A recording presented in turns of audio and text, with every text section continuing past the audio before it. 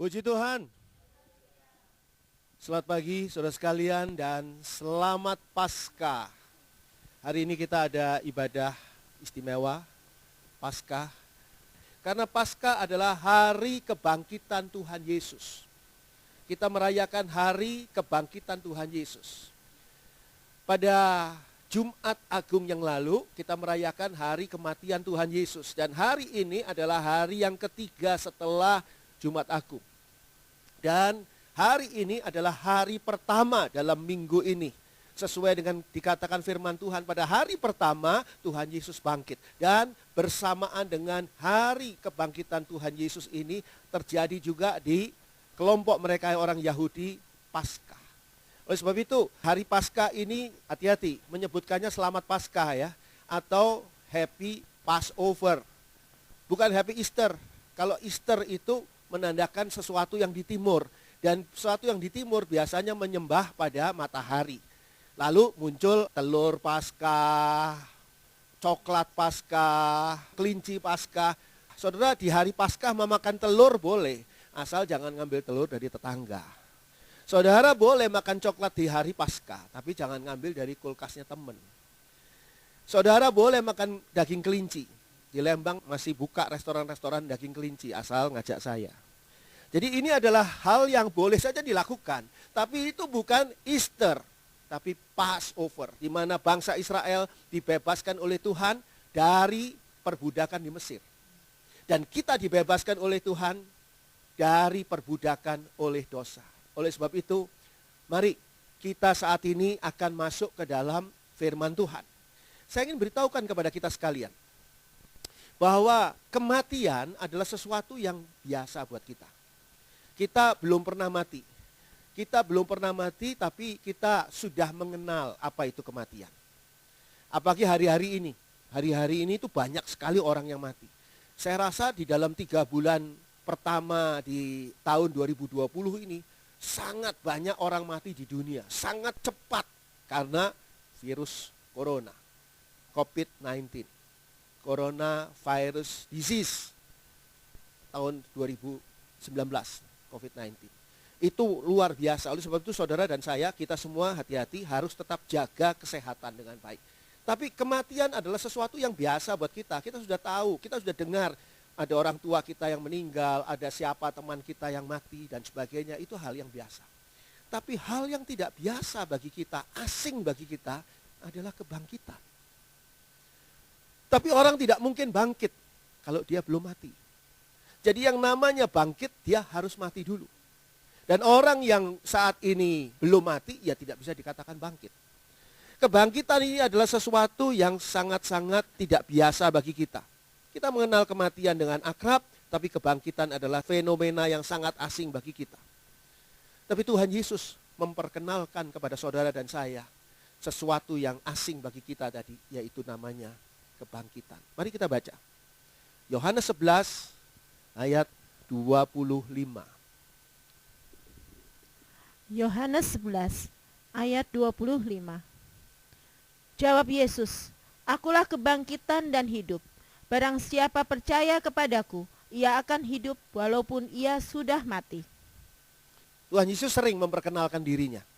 Memperkenalkan dirinya sebagai air hidup, memperkenalkan dirinya sebagai gembala yang baik. Tapi kali ini, melalui Paskah, Tuhan Yesus memperkenalkan dirinya sebagai kebangkitan dan hidup. Ini pada saat Tuhan Yesus sedang berjalan ke Betania untuk membangkitkan Lazarus. Dan ketika Tuhan Yesus dalam perjalanan itu, Tuhan Yesus memberitahukan bahwa dialah, Yesus inilah kebangkitan dan hidup. Saya ingin memberitahukan kepada saudara sekalian bahwa hidup kita sudah mengenal. Saudara sudah mengenal hidup, kita sedang hidup saat ini. Sehingga kita mengenal hidup, ya kan? Karena itu buat kita bukan sesuatu yang asing hidup. Tapi saya ingin beritahukan kepada saudara, yang Tuhan Yesus perkenalkan di sini, ini bukan hidup yang seperti yang sedang kita jalani. Seperti yang sedang kita jalani ini adalah hidup yang hari ini. Tapi yang Tuhan Yesus perkenalkan adalah hidup setelah kematian. Dikatakan di sana, mereka yang percaya pada Tuhan Yesus, ia akan hidup walaupun ia sudah mati. ia akan hidup walaupun ia sudah mati. Jawab Yesus, akulah kebangkitan dan hidup, barang siapa percaya kepadaku, ia akan hidup walaupun ia sudah mati. Berarti hidup yang dikatakan oleh Tuhan Yesus di sini bukan hidup yang sekarang yang kita sedang jalani. Karena apa? Karena kita belum mati. Jadi walaupun dia sudah mati, kalau kita percaya pada Tuhan Yesus, maka kita akan tetap hidup. Itulah hidup yang diperkenalkan oleh Tuhan Yesus. Akulah kebangkitan dan hidup. Sesuatu yang baru bagi kita, sesuatu yang ajaib, sesuatu yang luar biasa. Inilah yang namanya kebangkitan itu. Yang merupakan fenomena asing bagi kita. Dan kalau kita lihat di sini, Paskah yang terjadi pada hari Minggu dulu ini, pada tanggal 17 April tahun 29 Masehi. Paskah yang terjadi pada hari Minggu ketika Tuhan Yesus bangkit 17 April tahun 29 Masehi. Ini adalah hari kebangkitan Tuhan Yesus yang membuat sesuatu yang luar biasa bagi saudara dan saya. Saya ingin beritahukan kepada kita semua. Apa gunanya kita merayakan Paskah kalau Paskah ini tidak ada efeknya apa-apa bagi kita? Kalau hanya Tuhan Yesus yang bangkit, ya sudah Tuhan Yesus saja yang merasakan kebangkitan itu dan sudah selesai. Oh tidak, Paskah ini, kebangkitan Tuhan Yesus ini sangat berarti bagi saudara dan saya. Mari kita sama-sama membaca 1 Petrus pasal 1 ayat 3 dan 4. 1 Petrus 1 ayat 3 dan 4. Terpujilah Allah dan Bapa Tuhan kita Yesus Kristus, yang karena rahmat-Nya yang besar telah melahirkan kita kembali oleh kebangkitan Yesus Kristus dari antara orang mati kepada suatu hidup yang penuh pengharapan, untuk menerima suatu bagian yang tidak dapat binasa, yang tidak dapat cemar dan yang tidak dapat layu, yang tersimpan di sorga bagi kamu. Kalau saudara membaca di sana, pada 1 Petrus 1 ayat yang ketiga dan 4 dikatakan pada ayat 3, terpujilah Allah dan Bapa Tuhan kita Yesus Kristus, perhatikan, yang karena rahmat-Nya yang besar, karena kemurahan-Nya yang besar, rahmat itu kemurahan Allah yang besar, rahmat-Nya Bapa kita di surga ini, telah, perhatikan, melahirkan kita kembali. Saudara dan saya yang hidup di dunia pasti pernah lahir. Tapi kita dilahirkan kembali oleh apa? Oleh kebangkitan Yesus Kristus dari antara orang mati. Jadi kebangkitan Tuhan Yesus ini telah membuat kita mengalami kelahiran kembali oleh rahmat Allah, oleh kemurahan Allah. Kalau tidak karena kemurahan Allah, kita tidak bisa lahir kembali. Kita tidak punya hak untuk menuntut Tuhan, lahirkan saya kembali, tidak bisa. Sama seperti ketika saudara dulu belum lahir di dalam kandungan ibu saudara. Pernah gitu bisa nuntut? Saya mau lahir, nggak bisa. Saudara ketika ibu saudara belum hamil sama sekali, janin kita ini belum ada dalam kandungan ibu kita, emangnya kita bisa nuntut, saya mau lahir di dunia? Nggak bisa. Begitu juga ketika kita mengalami lahir baru, lahir kembali. Kelahiran kembali atau kelahiran baru ini karena kemurahan Allah yang luar biasa. Itu sebabnya kita mesti mengucap syukur. Mengucap syukur karena kita lahir kembali. Tapi melalui apa proses lahir kembali ini? Lahir kembali ini melalui proses kebangkitan Yesus. Jadi kalau Yesus nggak bangkit, ada banyak orang tidak percaya dan tidak mau menerima kebangkitan Yesus. Lalu orang itu berusaha untuk mendoktrin kita bahwa Yesus tidak pernah bangkit. Yesus mungkin pernah mati, tapi Yesus nggak pernah bangkit. Orang itu sedang membuat kita tidak bisa lahir kembali. Jangan mau didoktrin seperti itu. Itu doktrin yang salah, pengajaran yang keliru. Kita lahir kembali karena Yesus sudah bangkit. Jadi kebangkitan Yesus itu membuat kita mengalami kelahiran kembali. Kelahiran kembali itu di mana? Kalau kita lahir kembali, saya lahir kembali sebagai diri saya sekarang, ya apa gunanya? Saya sudah ngerasakan kok. Saya sudah ngerasakan sekian banyak tahun merasakan sebagai diri saya yang hidup di dunia ini. Lalu untuk apa?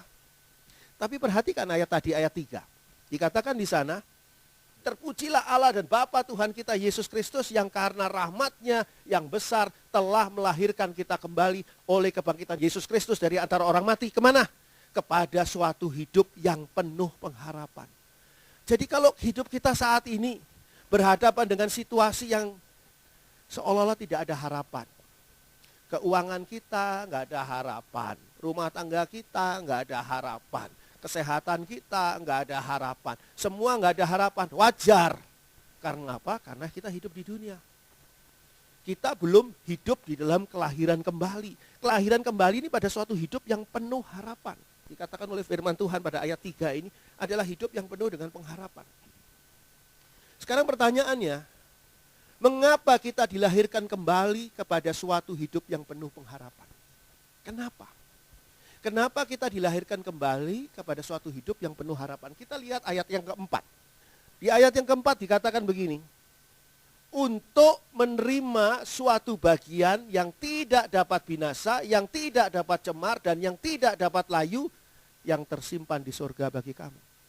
Jadi saudara dan saya harus mengalami kelahiran kembali, lahir baru untuk menerima suatu bagian yang istimewa. Kenapa saya katakan istimewa? Karena di dalam New International Version dikatakan suatu bagian ini dikatakan sebagai inheritance. Inheritance itu adalah warisan. Tiba-tiba saudara menerima warisan. Kadang-kadang kita berpikir begini ya, kalau kita punya orang tua yang kaya, kita nanti akan menerima warisan dari orang tua yang kaya itu bagi kita. Padahal belum tentu loh. Si orang tua yang kaya ini bisa saja memberikan warisannya kepada keponakannya. Karena anaknya ini dianggap bengal, suka ngabisin duit, bikin persoalan, troublemaker, kasihkan warisan kepada keponakannya. Atau bahkan kalau nggak punya keponakan, kepada kucingnya. Atau kepada siapa sajalah, kepada yayasan ini ketika dibacakan orang tuanya sudah meninggal. Warisan ini ternyata untuk yayasan anu loh. Kita sebagai anaknya melongo karena nggak dapat apa-apa. Cuma dapat repotnya memakamkan orang tua kita. Nah, tapi saudara juga bisa jadi kucing yang dapat warisan itu loh. Harusnya saudara nggak dapat warisan, namanya juga kucing. Namanya juga saudara orang lain. Namanya juga saudara seseorang yang bukan anaknya. Saudara bisa saja nggak mengharapkan apa-apa. Tapi orang pemberi warisan ini dalam belas kasihan kemurahannya yang besar mau memberikan warisan kepada saudara. Ya kenapa kita tolak? Harusnya puji Tuhan, saya dapat warisan. Saya orang tua saya tidak kaya, tapi saya dapat warisan dari om yang kaya itu. Entah kenapa om itu kok ngasih warisan ke saya kurang tahu. Sekarang saudara mendapat warisan ini, inheritance ini, suatu bagian ini, pemberian dari Allah yang maha kaya dan maha kuasa, pemilik langit dan bumi. Pemilik surga. Apa arti warisan? Warisan adalah pemberian kepada yang berhak. Warisan itu bentuknya apa? Pemberian. Saudara tidak bisa membeli warisan. Warisan itu adalah pemberian. Tapi tidak boleh kepada sembarang orang, kepada orang yang berhak berdasarkan keputusan dari si pemberi warisan. Kalau sekarang orang tadi, pihak tadi mau memberi warisan kepada saudara, tidak ada seorang pun yang bisa protes. Tidak ada. Karena itu keputusan dari pemberi warisan. Yang berhak adalah saudara. Dikatakan di sana yang kualitasnya luar biasa ini. Tidak dapat binasa, dalam New International Version dikatakan perish, atau tidak bisa hancur. Tidak bisa hancur di warisan ini. Tidak bisa cemar, New International Version mengatakan tidak bisa spoil, tidak bisa rusak. Dan tidak dapat layu. New International Version mengatakan tidak bisa fade, tidak bisa pudar. Tidak hancur, tidak rusak, tidak pudar, tidak binasa, tidak cemar, tidak layu. Apa singkatan kata dari semua itu?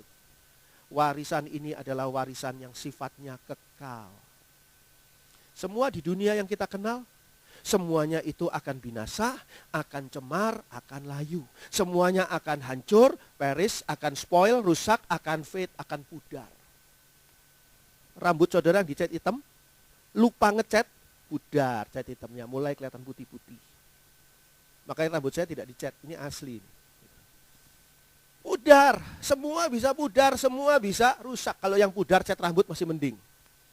Kalau yang pudar, cinta istri saudara, atau cinta suami saudara, wah cilaka 12. Pusing pala Barbie, ya kan? Semua bisa hancur, semua bisa rusak, nggak ada yang abadi, nggak ada yang kekal.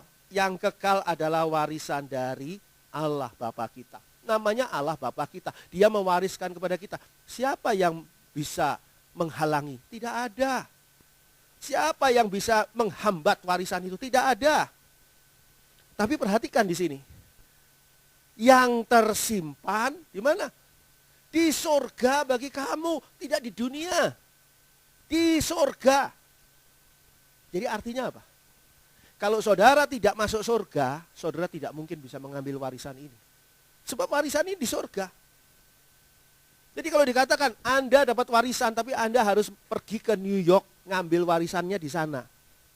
Kalau saudara tidak pergi ke New York, ya saudara tidak dapat warisan itu walaupun saudara berhak. Walaupun kita berhak, saya berhak mendapat warisan surgawi, tapi saya tidak masuk surga.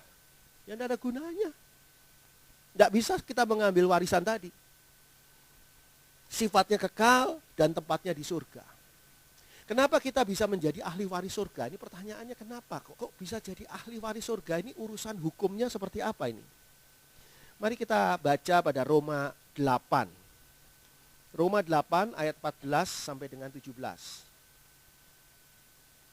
Roma 8 ayat 14 sampai dengan 17. Semua orang yang dipimpin Roh Allah adalah anak Allah. Sebab kamu tidak menerima roh perbudakan yang membuat kamu menjadi takut lagi, tetapi kamu telah menerima roh yang menjadikan kamu anak Allah. Oleh roh itu kita berseru, ya Aba, ya Bapa. Roh itu bersaksi bersama-sama dengan roh kita, bahwa kita adalah anak-anak Allah. Dan jika kita adalah anak, maka kita juga adalah ahli waris. Maksudnya orang-orang yang berhak menerima janji-janji Allah yang akan menerimanya bersama-sama dengan Kristus, yaitu jika kita menderita bersama-sama dengan Dia, supaya kita juga dipermuliakan bersama-sama dengan Dia. Saya ingin jelaskan kepada kita semua, ayat demi ayat, dalam ayat-ayat yang penting ini, kita mulai dari ayat 14. Di ayat 14 dikatakan tadi, semua orang yang dipimpin Roh Allah adalah anak Allah. Jadi walaupun saudara Kristen, dari sejak saudara masih janin, saudara sudah Kristen.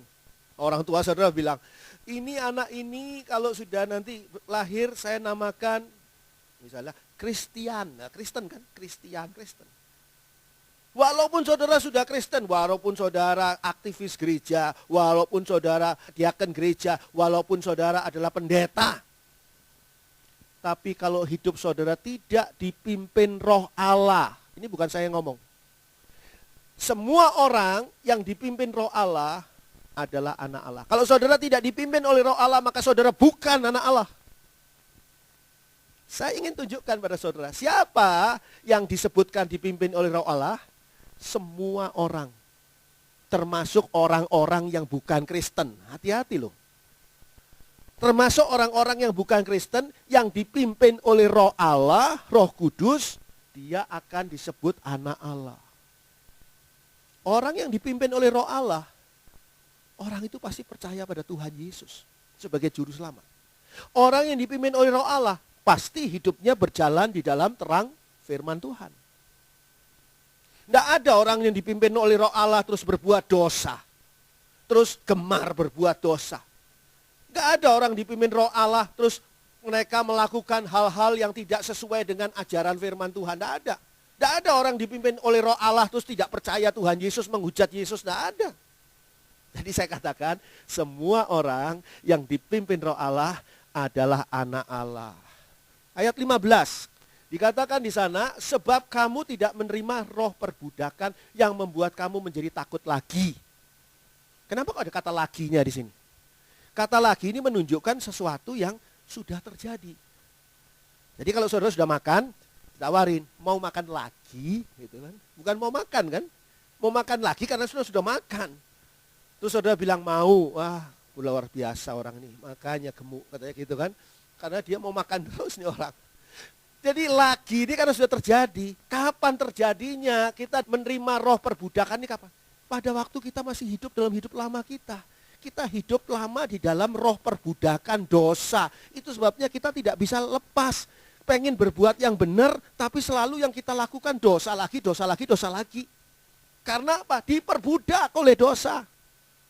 Kita ngerti betul, saya nggak boleh berbuat ini. Tapi ini saya nggak bisa lepas dari ini. Karena apa? Diperbudak oleh dosa. Dan itu membuat kita menjadi takut. Jadi ya, dosa itu membuat kita tuh takut. Meskipun bukan cuma takut atas hukuman atas dosa, tentu kita takut atas hukuman dosa. Tapi kita cenderung untuk serba takut. Takut macam-macam lah. Takut ini dan itu. Ada pendeta yang menantang pendeta lain, mengatakan begini, ayo pendeta itu kalau memang dia berani terhadap virus corona, datang ke tempat virus corona, sembuhkan orang virus corona itu. Ayo kalau pendeta itu memang punya pengurapan kuasa penyembuhan, kumpulkan orang-orang yang COVID-19, lalu di satu tempat KKR, penyembuhan, sembuh semua. Kalau saya ada di situ, saya bukan pendeta besar, saya pendeta tingkat RT. Pendeta kecil. Tidak usah pendeta besar yang ditunjuk oleh pendeta besar lain ini untuk bicara seperti itu. Nggak usah dia bela diri. Tidak perlu membela diri. Saya bisa jawab. Saya bisa jawab. Saya akan katakan begini. Saya beritahu ya. Saya pendeta Andri.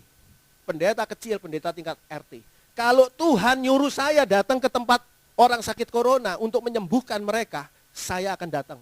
Kalau Tuhan yang nyuruh. Bukan emosi saya, bukan sok kuat, sok hebat saya. Kalau saya oleh Tuhan di pendeta tingkat RT, disuruh untuk mengumpulkan orang-orang KKR, penyembuhan, orang-orang ini khusus sakit COVID-19, saya akan lakukan. Kalau Tuhan suruh, saya bukan orang gila yang mau ditantang oleh siapapun, termasuk oleh pendeta yang senior untuk datang ke orang sakit corona. Kalau saya disuruh sama pendeta senior ini ya tentu saya sakit lah nantinya. Besok hari saudara menerima kabar pendeta Andri meninggal dunia karena COVID. Kalau saya disuruh saya mau. Nah, itu jawaban orang yang katakanlah kita bukan mau bicara soal aliran. Tapi kalau kita percaya Roh Kudus Allah, kita percaya kita adalah orang Pentakosta. Tidak ada satu orang Pentakosta pun yang akan mundur kalau disuruh oleh Tuhan. Amin. Ini orang-orang yang lagi dengarkan rekaman ini juga pendeta-pendeta lain juga amin ini. Betul. Dulu kita menerima roh perbudakan yang membuat kita hidup dengan ketakutan. Tapi sekarang setelah kita lahir baru oleh kebangkitan Tuhan Yesus, apa yang kita terima? Setelah kita mengalami dilahirkan kembali oleh kebangkitan Tuhan Yesus, apa yang kita terima? Tetapi kamu telah menerima roh yang menjadikan, perhatikan, kamu anak Allah. Oleh roh itu kita berseru, ya Aba, ya Bapa. Ini enggak sembarangan loh, ya Aba, ya Bapa. Saudara berseru manggil Bapa ini kepada siapa? Kepada Allah pencipta langit dan bumi, Allah yang maha kuasa, Allah yang dahsyat, Allah yang luar biasa. Kita panggil secara sederhana dan secara akrab, Bapa di surga. Ada orang-orang yang salah paham, menganggap masa Allah bisa melahirkan? Allah bukan tubuh yang bisa melahirkan seperti yang dibayangkan, bukan.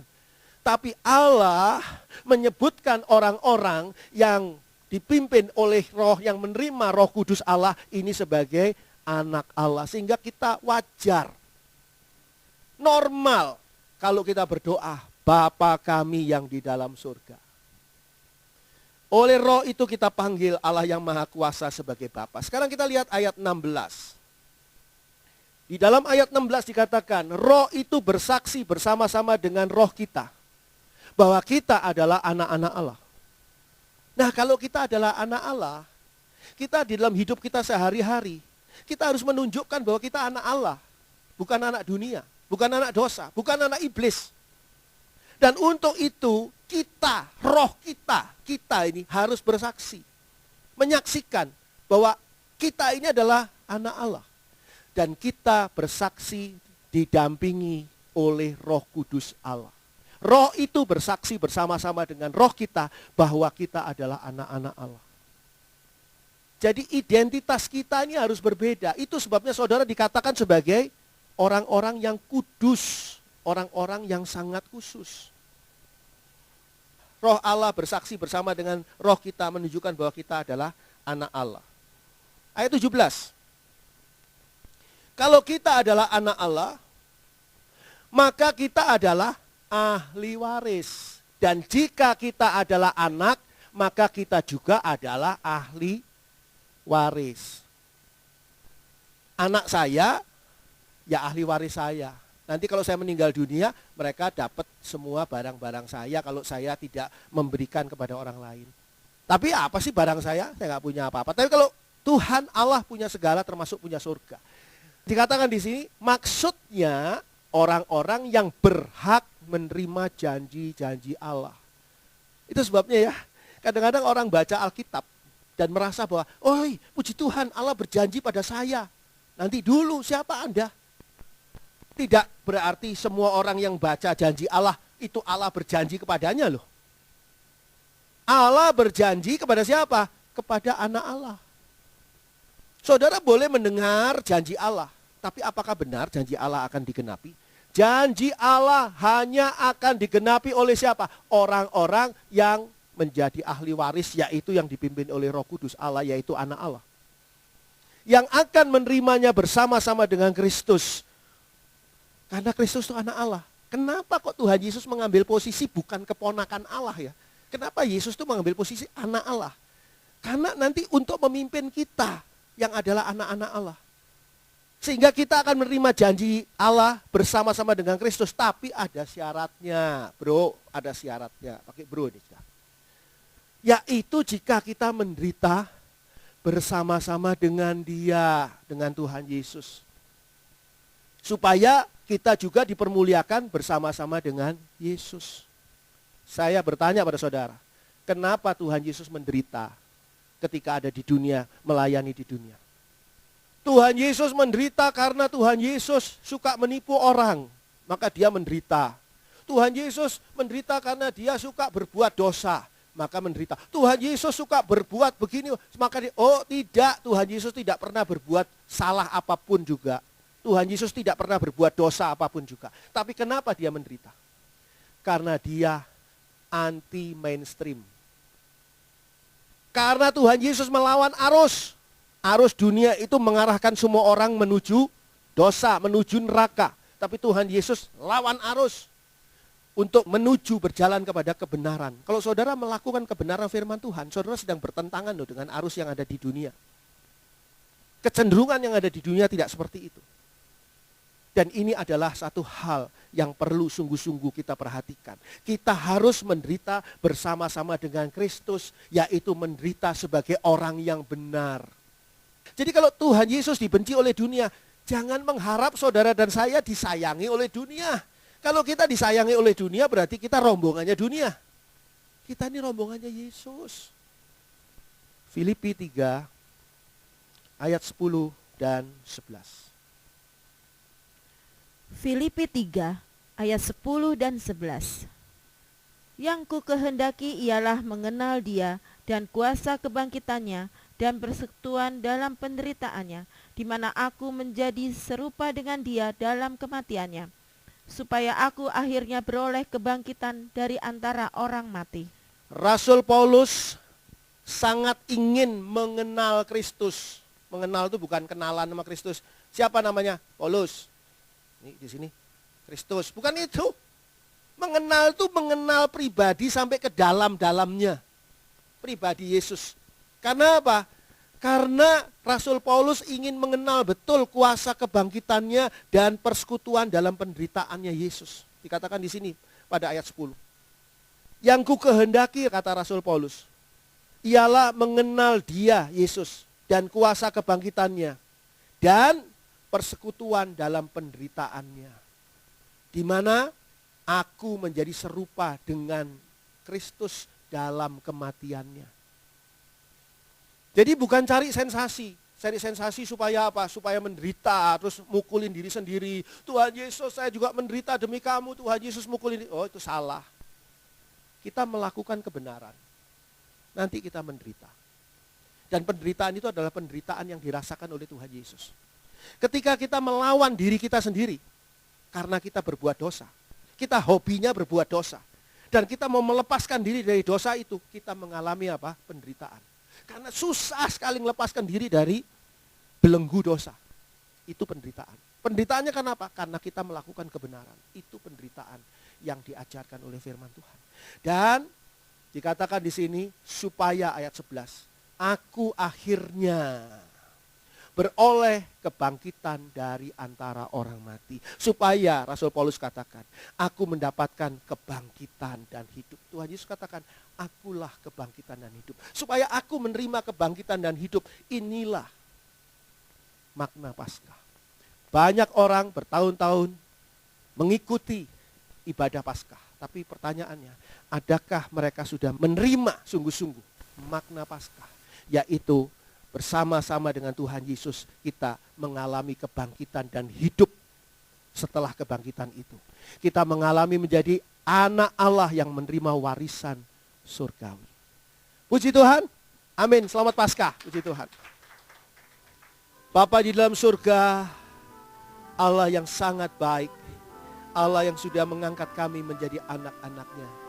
Bapa dalam surga, kami mengucap syukur, kami boleh mengalami kebangkitan Tuhan Yesus. Kami boleh merayakan Paskah, kami boleh menerima kebangkitan dan hidup, yaitu Tuhan Yesus itu sendiri. Kami mengucap syukur ya Bapa. Engkau adalah Allah yang ajaib, Allah yang dahsyat. Dan saat ini kami mau menerima perjamuan kudus. Tolong Bapa, persiapkan kami semua. Kami masing-masing. Tuhan ampuni semua dosa dan kesalahan kami, dan jangan ada satu hal pun yang menghalangi kami menerima kuasa kebangkitan dan kuasa hidup yang kekal melalui perjamuan kudus ini. Kami percaya Tuhan, Engkau akan memberikan kepada kami pagi hari ini. Di dalam nama Allah Bapa, Putra dan Roh Kudus, yaitu di dalam nama Tuhan Yesus Kristus. Turun kuasa Allah atas perjamuan kudus ini, sehingga siapapun yang makan dan minum perjamuan kudus ini, siapapun yang makan dan minum tubuh Yesus dan darah Yesus, maka kuasa Allah dari tempat yang maha tinggi turun. Kuasa kebangkitan Yesus turun. Kuasa kebangkitan dan hidup itu akan turun memenuhi hidup setiap orang yang memakan menerima perjamuan kudus ini. Di dalam iman kepada Tuhan Yesus Kristus. Dalam nama Tuhan Yesus. Terpuji nama Allah. Haleluya. Amin. Puji Tuhan, silakan.